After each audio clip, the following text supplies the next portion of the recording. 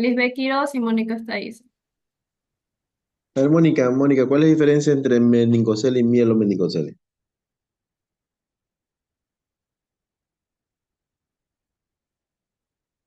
O Lisbeth, las expositoras.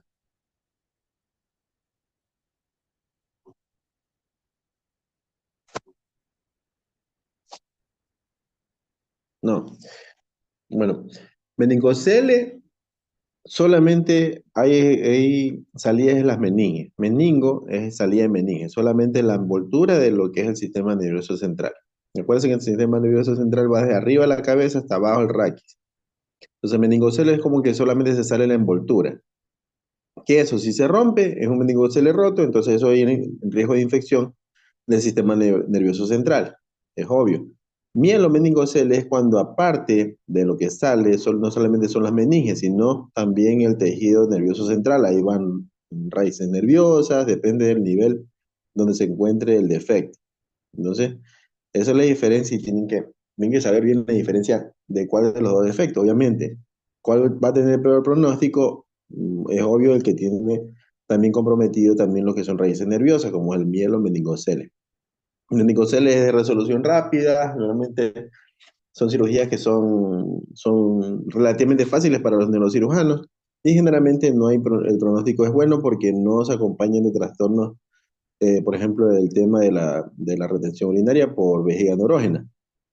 Entonces, esa es la importancia de la diferencia. Bueno, depende de dónde esté arriba, hay defecto tubo neural a nivel craneal como caudal, y ahí tenemos, eso lo explicaron bien las chicas, está muy buena la exposición. Lo que tienen que saber ustedes con el tema de defectos del tubo neural, obviamente que el diagnóstico siempre va a ser intrauterino. O sea, hay que hacer un buen diagnóstico intrauterino, depende de las ecografías que se realicen. El, siempre vamos a tener la profilaxis, por decirlo así, para mí los médicos los defectos del tubo neural, va a ser la administración de ácido fólico en esa mamá que quiere estar embarazada. El ácido fólico ya no sirve de nada si una vez se lo da cuando ya está embarazada. Tiene que ser meses antes. Anteriormente decían que era 3 meses, luego de que 6 meses, y ahorita ya se promulga que debe ser mínimo incluso 11 años a 2 años. Pero está demostrado que sí hay una relación directa con la déficit de ácido fólico.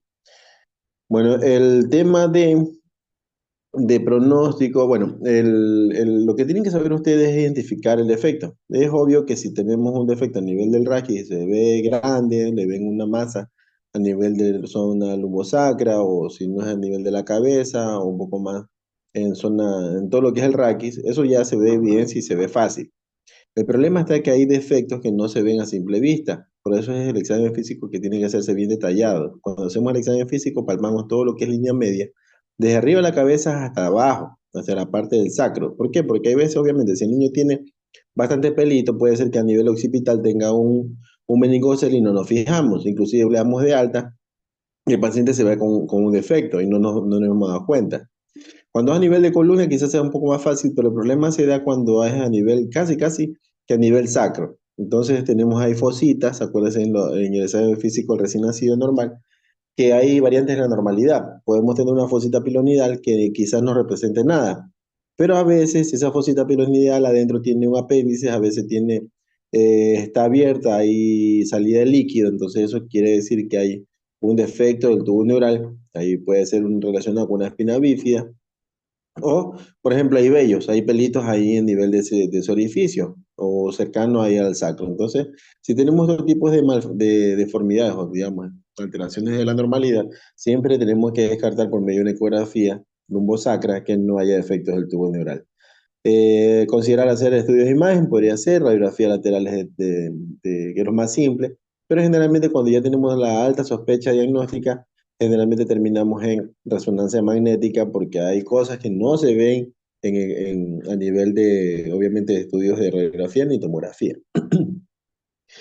El tratamiento siempre va a ser quirúrgico en la medida del defecto. Si está roto, tiene que ser urgente. Si está cerrado, bueno, eso se va viendo hasta que se da estabilidad. Pero lo importante de esto es que si nosotros tenemos ya un diagnóstico intrauterino, un defecto del tubo neural, sea un mielomeningocele o meningocele, este paciente, si lo vamos a recibir y el paciente nace bien, Inmediatamente este paciente lo colocamos boca abajo, siempre en prono.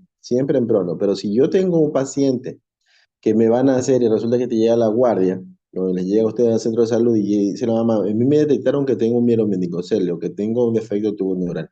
Y la señora no alcanza a ir al hospital. Ese paciente probablemente, acuérdense que en reanimación neonatal nadie sabe cuál niño va a salir bien o mal.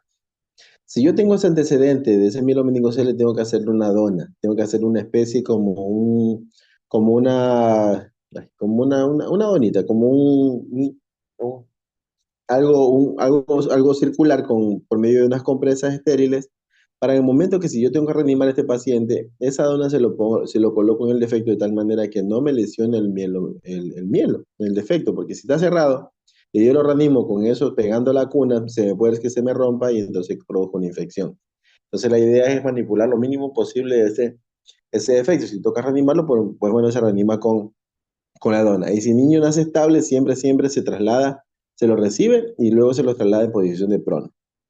¿Qué es lo importante aquí? Tratar de cubrir. Si está roto, aunque no esté roto, tengo que tratar de que eso no se toque con otras estructuras, puedo cubrirlo con un material estéril. Y si está roto, pues bueno, tengo que cubrirlo con material lo más estéril posible. Podemos colocar, mandar a comprar, si podemos, claro, un tegadel grande. Lo manejamos de manera bastante estéril y eso lo cubrimos hasta que se pueda llegar a un hospital donde lo puedan operar. El tema de las complicaciones inmediatamente puede ser antes de operarse o después de operarse, siempre va a ser la hidrocefalia, que siempre descartar la hidrocefalia, estar midiendo la cabeza cada día. Y si ya hay datos de que hay hidrocefalia que está dando problemas, pues bueno, esos pacientes tienen que terminar en derivación ventriculoperitoneal.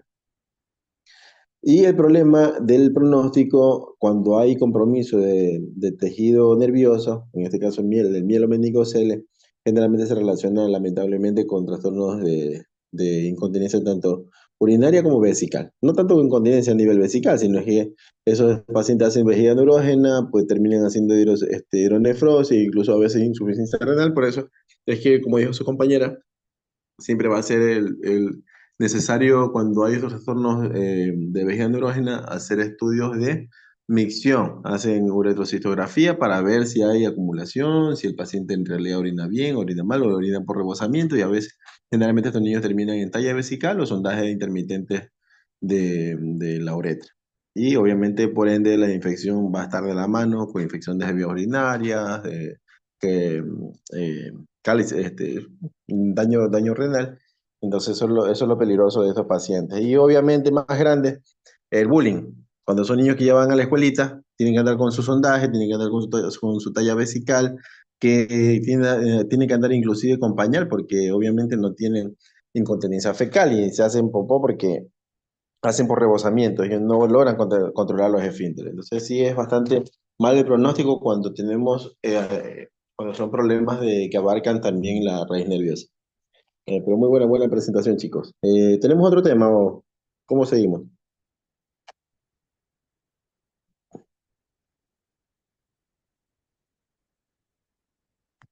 Híjole, ese tema es largo.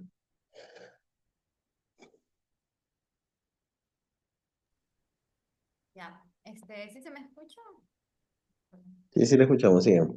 Ya. Buenas noches, compañeros y doctor. Bueno, nosotros les vamos a hablar sobre lo que vendría siendo la asfixia neonatal y el grupo está conformado por Anthony Boada, Laura Álvarez y quien les habla, Shirley Alaba. Siguiente diapositiva, por favor. Entonces, nosotros vamos a tener primero lo que es la asfixia. No es más que un estado hipóxico de lo que vendría siendo todo el cuerpo, donde el intercambio de gases se va a ver deteriorado. Y esto va a conducir a lo que van a ser una serie de cambios. Tenemos una incidencia que es de 1.5 en lo que vendrían siendo recién nacidos vivos. Se observa sobre todo mayor incidencia en madres que son diabéticas o toxémicas. Asimismo, presentación podálica de lo que vendría siendo el feto, postérmino, restricción de crecimiento intrauterino. ¿En qué momento se va a dar sobre todo? Podemos ver intraparto, que tenemos un 56 a un 80%, en el preparto, que es de 40 a un 20%, y en lo que vendría siendo el posparto a un 10%. Luego tenemos lo que es la fisiopatología, que vamos a tener en la parte de los lados como una tablita, para explicar. Tenemos que primero al nacer comienza a ventilar, luego lo que hace es que deja de respirar como unos segundos y ese primer cese de la respiración es lo que se conoce como una apnea primaria. Luego vuelve a ventilar, pero de nuevo deja ventilar y entra una apnea secundaria. Y ya por lo general esta apnea secundaria ya no va a salir solo. Aquí tenemos que la frecuencia cardíaca, la presión arterial y el flujo lo que hacen es que van a caer y el pH se va a volver mucho más acidótico. Vamos a tener un oxígeno disminuido, por lo que va a estar hipoxémico y en cambio vamos a tener que el CO2 va a aumentar, entonces vamos a tener una hipercapnia. Estas tres últimas alteraciones es lo que prácticamente se lo conoce como la triada fisiopatológica o bioquímica de lo que es la asfixia. Y el daño neurológico se ve a partir de lo que son los 10 minutos. Entre patrón ventilatorio y lo que es la frecuencia cardíaca, ¿cuál mejora primero? Sería la frecuencia cardíaca. Luego tenemos el patrón ventilatorio, si se da un adecuado RCP, que bueno, se le hablarán más adelante en el tratamiento. Y tenemos diferencia entre apnea y pausa respiratoria. Una apnea dura más de 20 segundos y una pausa respiratoria que va a durar menos de 20 segundos. Siguiente diapositiva.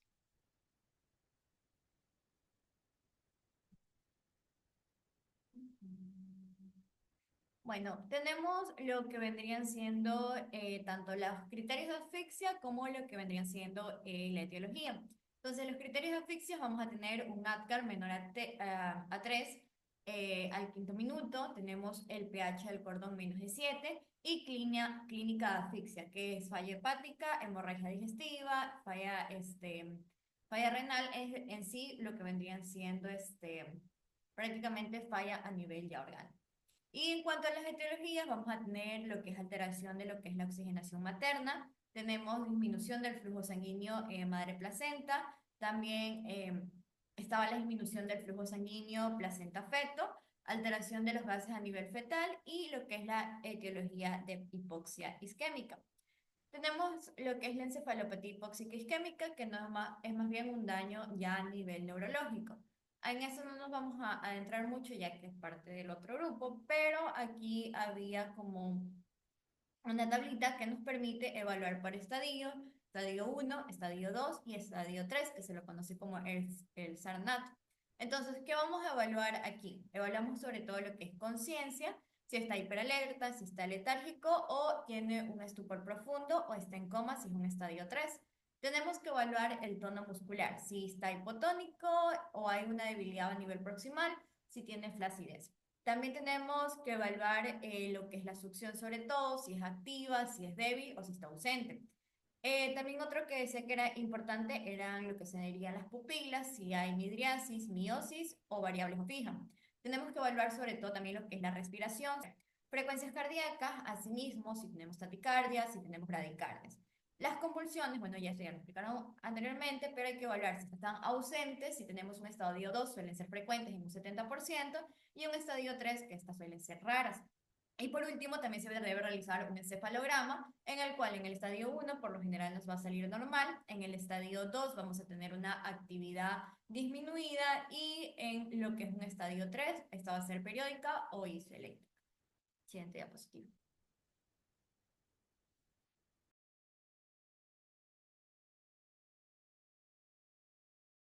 Bueno, buenas noches. Continuando con el tema, para el diagnóstico de asfixia perinatal, lo primero y más importante es identificar todos los factores de riesgo que están asociados tanto a la madre como a las condiciones fetales que ya tiene el bebé, así como a las condiciones placentarias que nos puedan predisponer a la presencia de asfixia neonatal.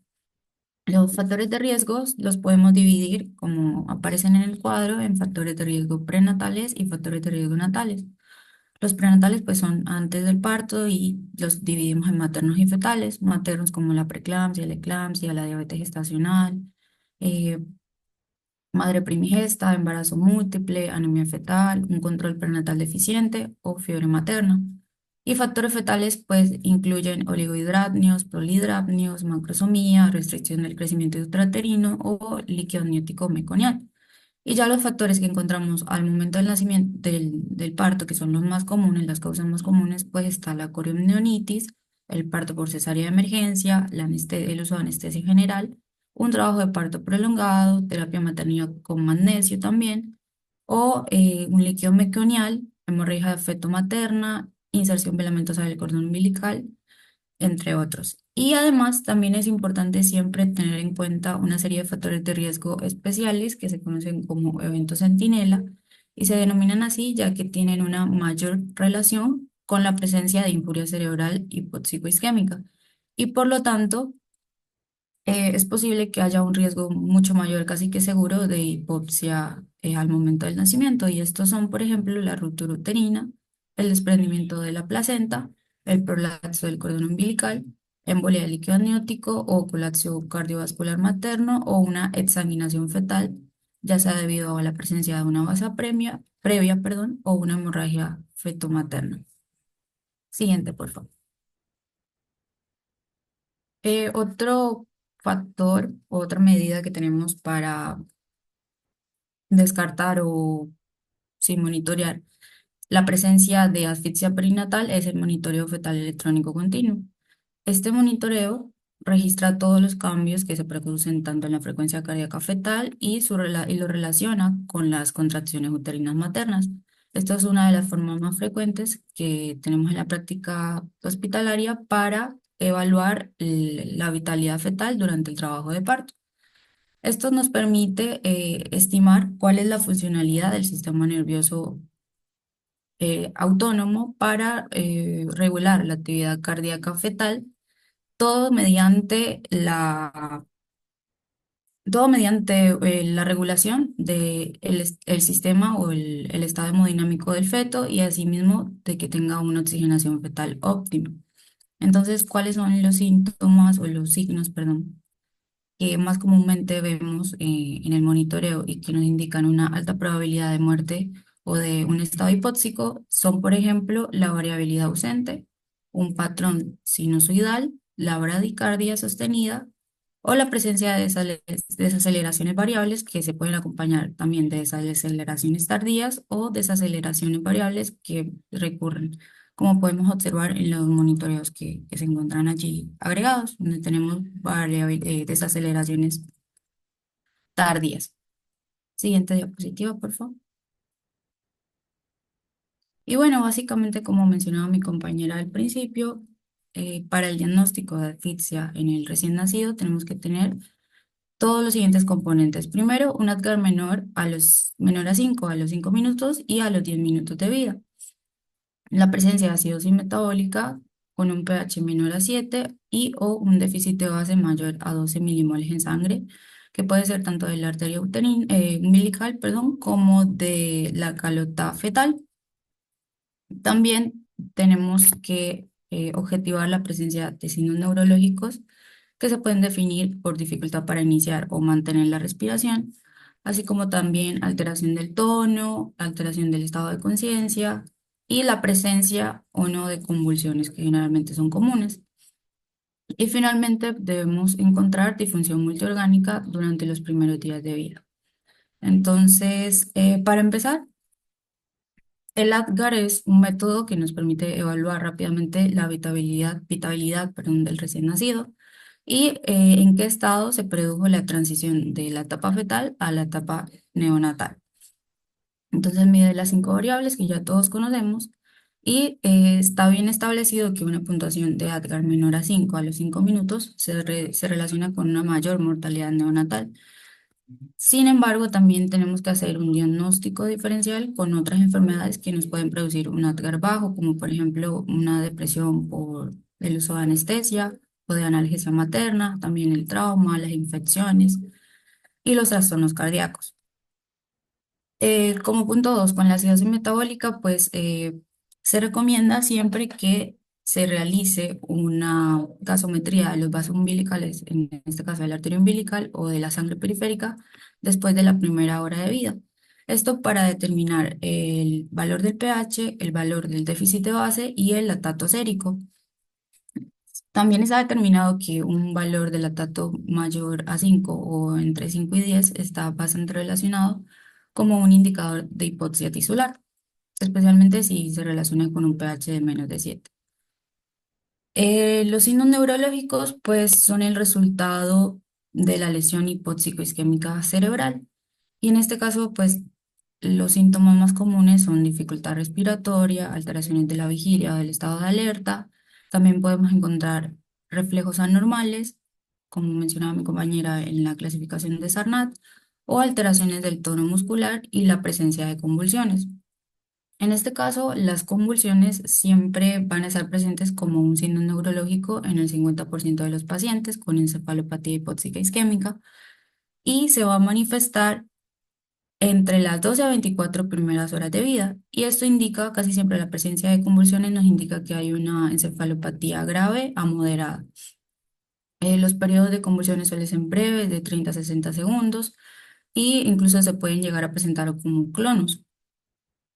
Es por eso que se recomienda realizar un monitoreo electroencefalográfico durante un mínimo de 24 horas con todo paciente que se tenga sospecha de encefalopatía hipóxica isquémica o sospecha de convulsiones.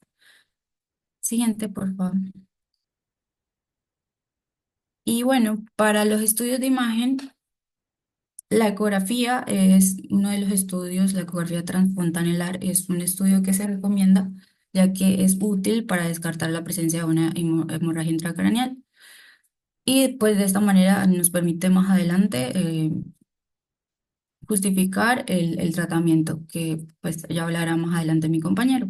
Sin embargo, su uso solo se recomienda si no está disponible la resonancia magnética, ya que la resonancia es el mejor método de imagen para detectar la presencia, la distribución y asimismo la gravedad de las lesiones hipóxicas cerebrales secundarias a los eventos hipóxicos. Estos cambios anatómicos generalmente se van a hacer evidentes en las primeras 24 a 48 horas después del nacimiento. Y para evaluar la disfunción multiorgánica, pues ya sabemos que uno de los órganos más susceptibles a las lesiones hipóxicas es el cerebro.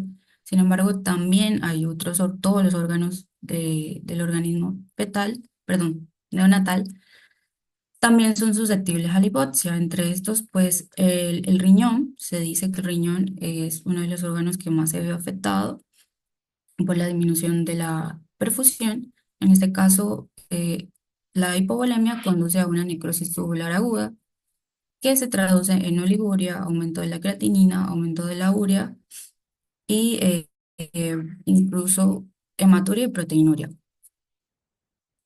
En el corazón, la hipoperfusión se va a manifestar a través de alteraciones como disminución de la contractibilidad del ventrículo izquierdo o del ventrículo derecho, un aumento de las presiones diastólicas de los ventrículos, tanto derecho como izquierdo, pero principalmente a nivel del derecho con hipertensión pulmonar.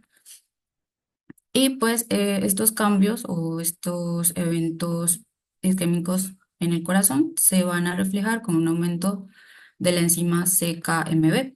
Sin embargo, pues no hay una evidencia que respalde que la elevación de esta enzima nos traduzca una lesión cardíaca o nos sirva como diagnóstico definitivo. Para el diagnóstico definitivo de alteraciones del corazón debidas a disfunción multiorgánica secundaria de asfixia, hay que realizar un ecocardiograma en las primeras 24 horas de vida. Y a nivel de los pulmones, pues como ya veníamos mencionando, hay aumento en la presión de los ventrículos, más que todo el derecho, y esto aumenta la resistencia vascular pulmonar y posteriormente puede desarrollarse hipertensión pulmonar persistente en el recién nacido, o una hemorragia o un edema pulmonar, debido a la misma disfunción miocárdica. Y también el síndrome de aspiración de meconio. A nivel hepático hay un aumento de todas las enzimas hepáticas. A nivel gastrointestinal también hay un riesgo incrementado de enterocolitis necrotizante y a nivel hematológico pues van a haber alteraciones en el número de plaquetas con una trombocitopenia y también disminución de los factores de coagulación por la injuria hepática. Siguiente.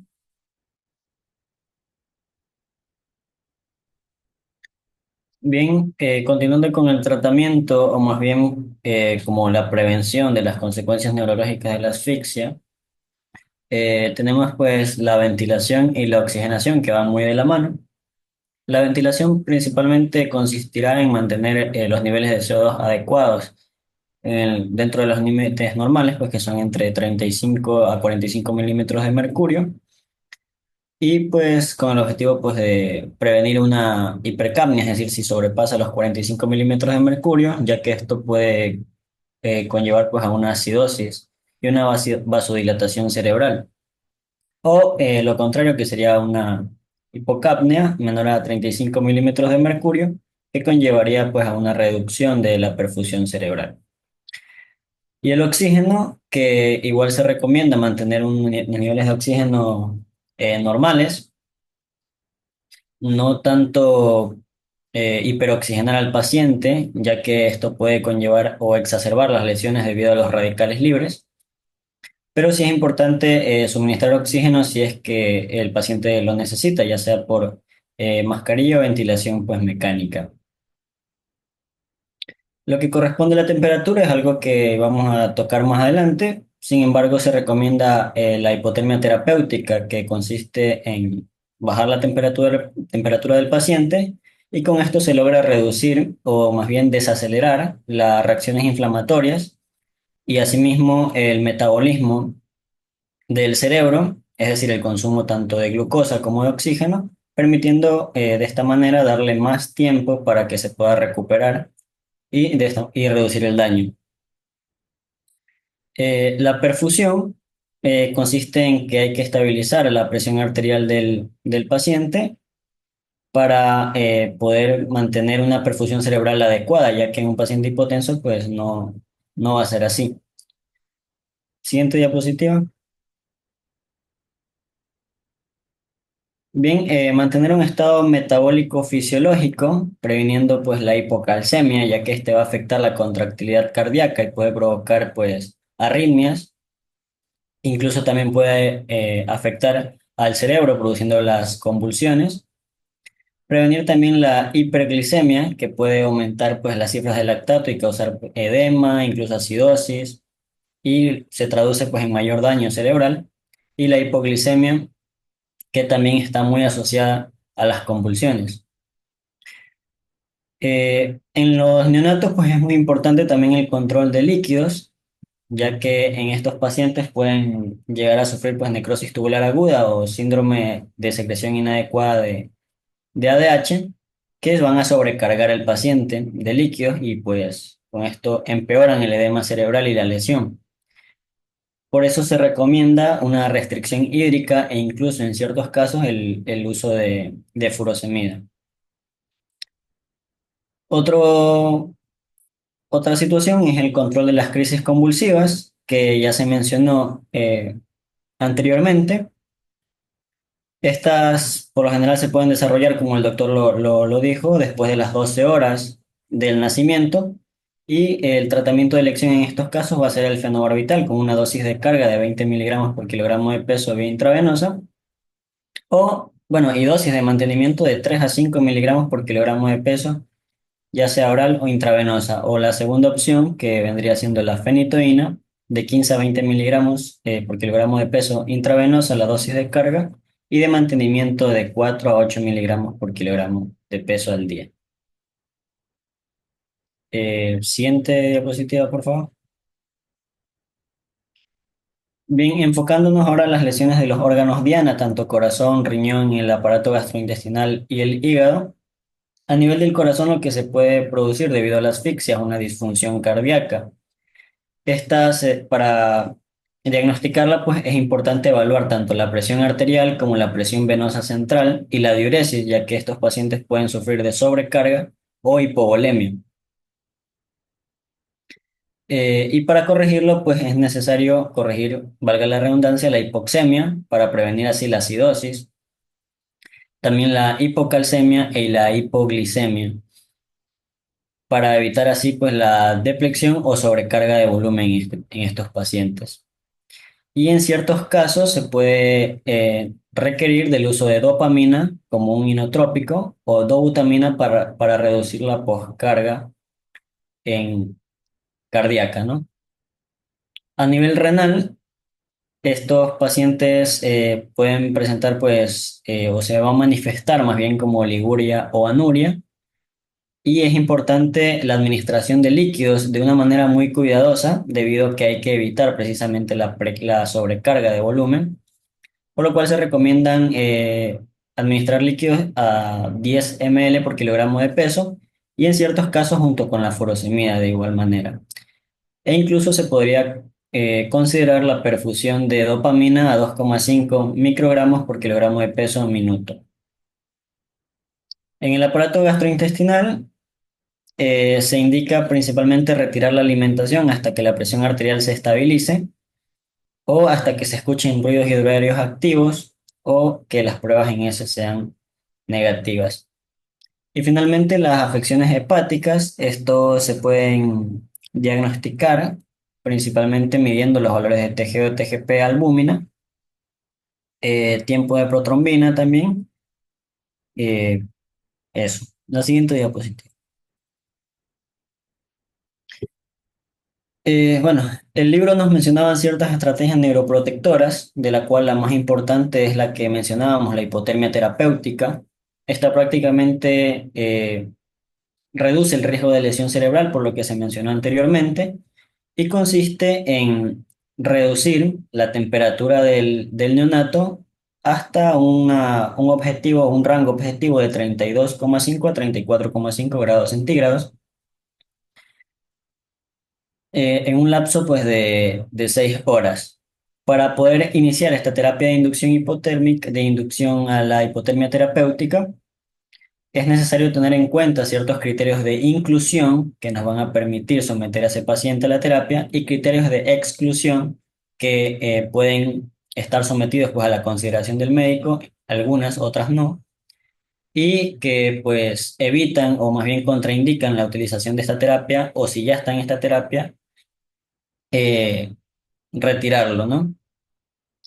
Entonces, dentro de los criterios de inclusión tenemos que sea un paciente mayor a 36 semanas con un peso mayor a 2.000 gramos, que presente signos de sufrimiento fetal o neonatal, que presente detección de encefalopatía moderada o grave durante la exploración física o presencia de convulsiones diagnosticadas por un electroencefalograma, serían los criterios de inclusión para someterlo a la terapia de hipotermia. Cabe recalcar que esta terapia debe someterse pues por 32 horas y terminarla de manera gradual para volver a la temperatura normal. Y dentro de los criterios de exclusión que permiten pues o no iniciar la terapia o terminar la terapia de una forma paulatina son aquellas anomalías cromosómicas mortales, pacientes con anomalías congénitas graves, que tengan infección vírica sistémica congénita, que tengan infección bacteriana sistémica, que tengan diátesis hemorrágica significativa o una hemorragia intracraneal grave. Hay ciertas consideraciones durante las 72 que hay que tener en cuenta durante las 72 horas que dura el tratamiento, y es que hay que monitorear la temperatura cada 15 minutos hasta que se alcance la temperatura objetivo, que es 32 a 34,5, y luego monitorizar al paciente cada hora. También realizar gasometrías periódicas a la cuarta hora, octava, 12, 24, 48, incluso las 72 horas. También realizar electroencefalogramas